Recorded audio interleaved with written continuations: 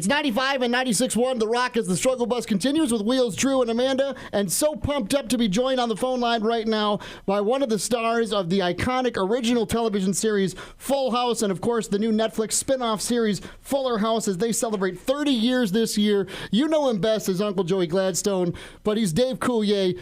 Full House celebrating 30 years this year. Incredible. The original series having 30 years, and now back with the spinoff on Netflix. What makes the series and these characters have such staying power, do you think? We still say "I love you" on Fuller House, and we are a big dysfunctional family, and we didn't want to change that. We wanted to give people what they really loved about the original show.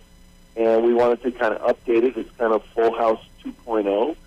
And so, we wanted to give people more of what we have really learned through syndication after 30 years. And, I think there's something for everybody in the show. That is fantastic. We do love that. And Amanda... First off, I'm really glad you guys didn't change the formula. A lot of spin-offs have failed because of changing that perfect formula they had. But here's the real question, man. How did the idea for Fuller House come to be? Were you the mastermind? Well, John Stamos was really the one that just kept going back to networks and going back to Netflix, and we ended up being back at Warner Brothers on the same stage. We're on stage 24 at Warner Brothers. After we left with the original show, Friends took over our stage. Mm-hmm. And then there was a show called Joey with Matt LeBlanc. And then Mike and Molly was afterwards. So we kind of became the good luck stage at Warner Brothers. And then we're back there. So it's really... They should have called the show Full Circle, because that's kind of what's happened here. And,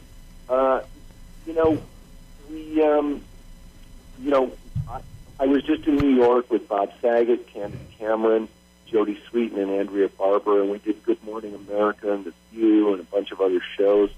And we feel so grateful. We all kind of sat around one night and just said, this is amazing that we get to do this again. They always say, you can never go home again once you move out of your home. Yeah. But we all got to go home again.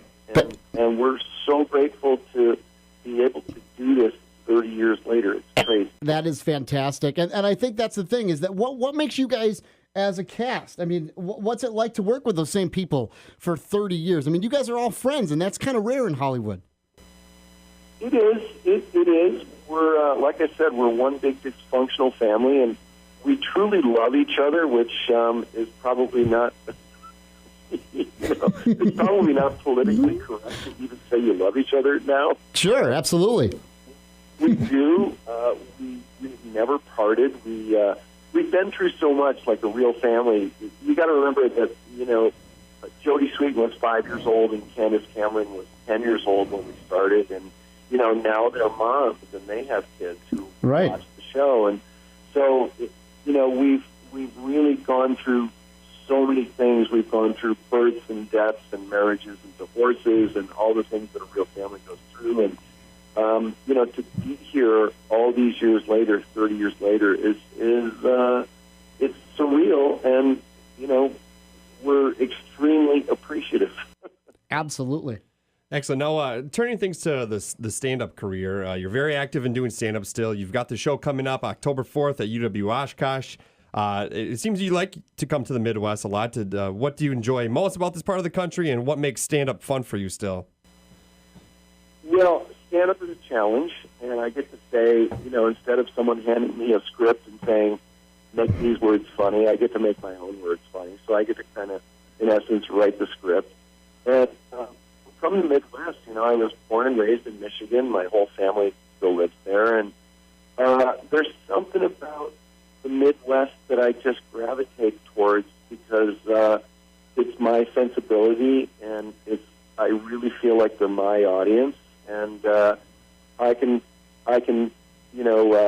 finish a sentence with the word "a." You're known for being kind of a cleaner cut guy when it comes to your stand-up comedy content. Is it difficult to keep the clean stand-up routine? I'm very different than my filthy Jewish sister, Bob Saget. Yeah, a little bit, I'd say. I grew up, with the Tonight Show with Johnny Carson, and the goal was always to be on the Tonight Show with Johnny Carson. And the first Tonight Show that I did, I was 24 years old, and Johnny Carson was the host. And I always wanted to. I always wanted to be able to do a set on stage that I could do on the Tonight Show, and Makes sense. never really, wavered from that. And so it's not so much that I think clean, because filthy comedians make me laugh and filthy jokes make me laugh.